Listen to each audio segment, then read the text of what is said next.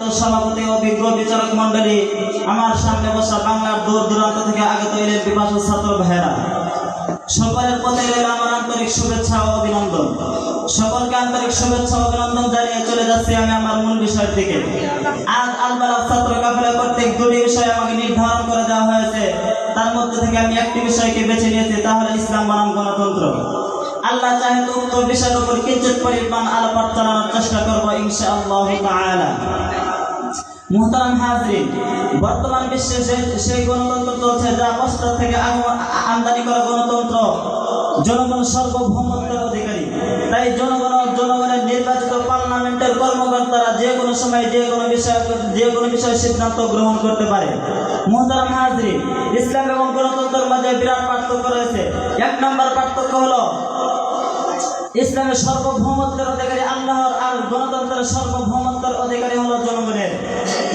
কোরআন কারীমের সাথে আছে ইনিল হুকমু লিল্লাহ লিল্লাহ, অন্যান্য দেশের করে জানলাম শুরাকা ও শারআ মিনাদ দ্বীন মা লাম ইয়াতাম বিহিল্লাহ।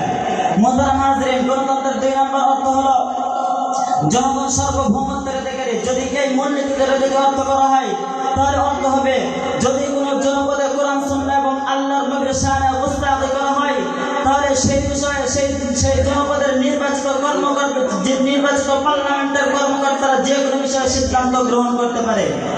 কিন্তু ইসলাম শাসনতন্ত্রের মূলনীতি অনুযায়ী যদি আল্লাহর কোরআন এবং নবীর শানে যদি কোনো উস্তাদি করা হয়, তাহলে সেই ক্ষেত্রে সেই বিষয়ের জনগণ এবং জনগণের নির্বাচিত পার্লামেন্টের কর্মকর্তাদের উপর আবশ্যক হয়ে পড়ে সেই কুলাঙ্গারের সর্বোচ্চ শাস্তি মৃত্যুদণ্ড আইন পাশ করা।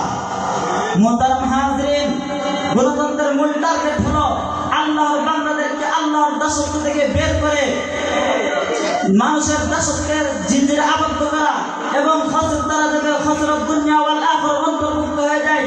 কিন্তু ইসলামের শাসনতন্ত্র অনুযায়ী ইসলামের শাসনতন্ত্রের মূল লক্ষ্য এবং উদ্দেশ্য হলো আল্লাহ বলা বান্দাদেরকে আল্লাহর কথা আহ্বান করা এবং কোরআনের হাতকে ধ্বংস করে দিয়ে আবারও সোনার ইতিহাস পরিণত করা। মুহতারাম হাজরিন, বর্তমান বিশ্বে যে গণতন্ত্র প্রচলিত রয়েছে, আব্রাহাম লিঙ্কনের দেওয়া democracy is the government of the people by the people for the people, অর্থাৎ যা জনগণ এবং জনগণের উপর জনগণের দ্বারা নির্বাচিত শাসন ব্যবস্থাকে বোঝানো হয়েছে। আর নিঃসন্দেহে এই শাসন ব্যবস্থা অনুযায়ী রাষ্ট্র পরিচালনা কুফরি। মুহতারাম হাজরিন, সুতরাং এই সমস্ত আলোচনা দ্বারা স্পষ্ট হয়ে গেল যে বর্তমান বিশ্বে যে গণতন্ত্র প্রচলিত রয়েছে, ইসলাম এবং শরীয়তে এর কোনো বৈধতা নেই।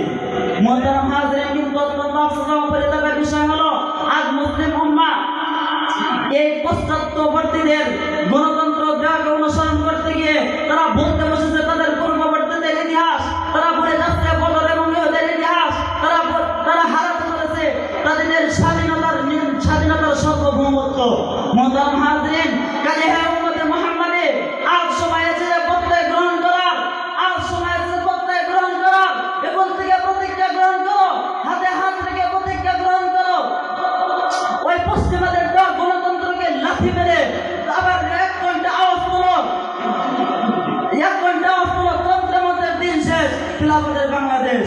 মুহতারাম হাজরিন, আজ ইসলামী স্বতন্ত্র প্রতিষ্ঠা না থাকায় সারা বিশ্বের ভিতরে মুসলমানরা নির্যাতিত।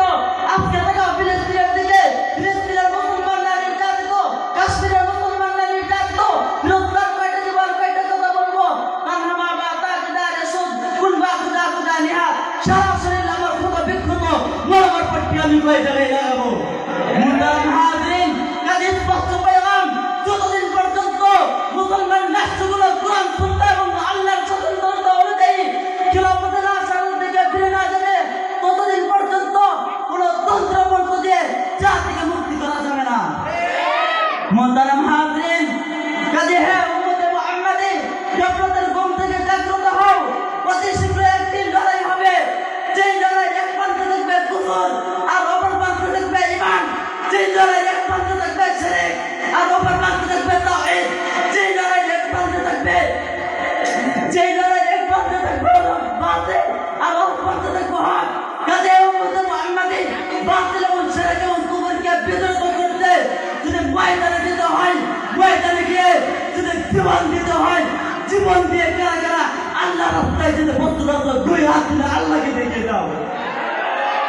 আল্লাহ রব্বুল আলামিন আমাদের সকলকে ইসলামী শাসনতন্ত্র অনুযায়ী রাষ্ট্র পরিচালনা করার জন্য সামনে অগ্রসর হওয়ার এবং এই প্রস্তাবিত যাদের গণতন্ত্রকে প্রতিহত করার আমাদের তৌফিক দান করুক। ওয়া আখিরু দাওয়ানা আলহামদুলিল্লাহি রাব্বিল আলামিন।